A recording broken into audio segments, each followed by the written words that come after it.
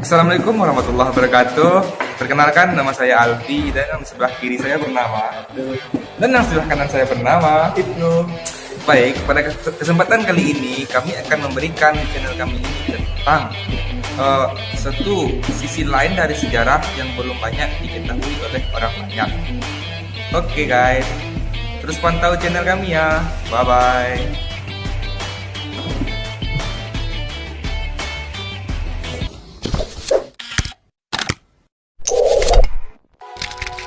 Assalamualaikum warahmatullahi wabarakatuh. Bertemu lagi dengan kami.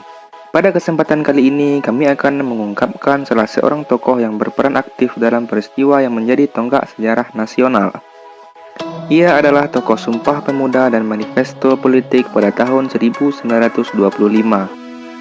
Dia bernama Profesor Mr. Soenarjo Sastrowardoyo.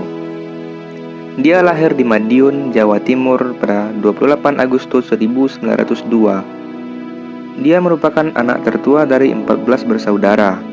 Jika dilihat dari nama belakangnya, Soenarjo terpaut jalinan kekerabatan dengan Dian Sastrowardoyo.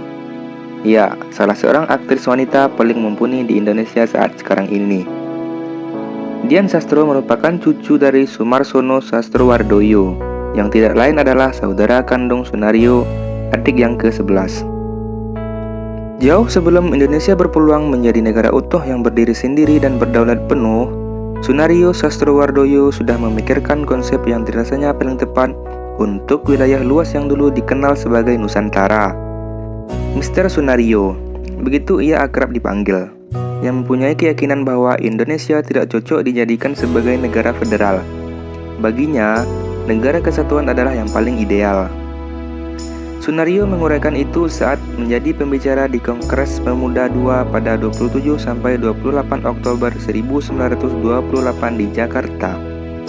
Mengutip dari pemikiran filsuf Prancis Ernest Renan dalam artikel yang berjudul Quoique une nation, ia tidak sepakat dengan konsep negara federal yang dengan memaparkan kemajemukan yang dimiliki bangsa Indonesia.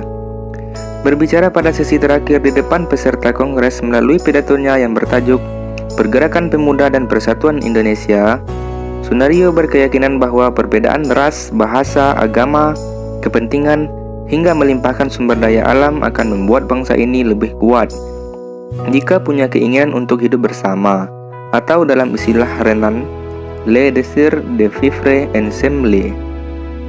Menurut Soenarjo, sebuah bangsa merupakan hasil masa silam yang penuh usaha, pengorbanan, dan pengabdian. Dengan kata lain, bangsa adalah suatu solidaritas besar yang terbentuk karena adanya kesadaran bahwa orang telah berkorban banyak dan bersedia memberikan pengorbanan yang lebih besar demi kepentingan bersama. Bertolak dari Kongres Pemuda II yang kemudian menghasilkan Ikrar Sumpah Pemuda, dengan menyepakati bahwa satu nusa, satu bangsa, satu bahasa itu, apa yang dipaparkan oleh Soenarjo akhirnya terwujud setelah Indonesia merdeka pada 17 Agustus 1945. Ia baru mendapatkan kedaulatan secara penuh sejak 27 Desember 1949. Sebelum tampil memukau di Kongres Pemuda II pada 1928, Soenarjo sebenarnya sudah menunjukkan kiprahnya semasa kuliah di Belanda.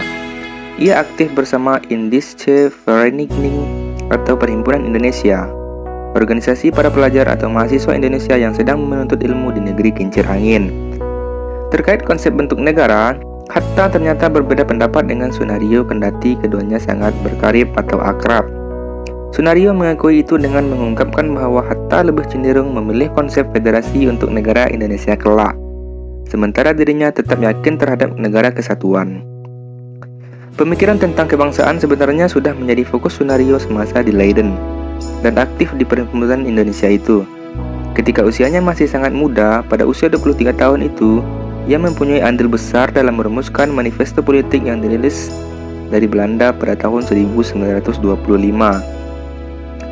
Manifesto politik itu menurut Surtono Kartodirjo dalam Asfiwarman Adam 2938 sebenarnya lebih fundamental dari Sumpah Pemuda tahun 1928. Manifesto politik pada tahun 1925 pada intinya berisi prinsip-prinsip perjuangan, yaitunya unity atau persatuan, equality atau kesetaraan, dan liberty atau kemerdekaan. Sementara, Sumpah Pemuda hanya menonjolkan persatuan melalui slogan populer, satu nusa, satu bangsa, satu bahasa. Sunario Sastrowardoyo adalah satu-satunya tokoh yang terlibat sentral di dua peristiwa yang menjadi tonggak sejarah nasional itu, yaitu Manifesto Politik Perhimpunan Indonesia tahun 1925 serta Kongres Pemuda II tahun 1928 yang melahirkan Sumpah Pemuda. Kongres Pemuda II itu sendiri bisa terlaksana berkat perjuangan Saud Sunario. Ia ditugaskan meminta izin kepada pemerintah kolonial agar diperbolehkan menggelar kongres tersebut secara resmi, meskipun sempat dipersulit dengan berbagai macam alasan. Akan tetapi, akhirnya izin berhasil didapatkan. Sunario Sastrowardoyo meninggal dunia di Jakarta pada 18 Mei 1997. Sunario Sastrowardoyo telah mengabdikan dirinya untuk bangsa sejak usia muda hingga tutup usia pada umur 94 tahun.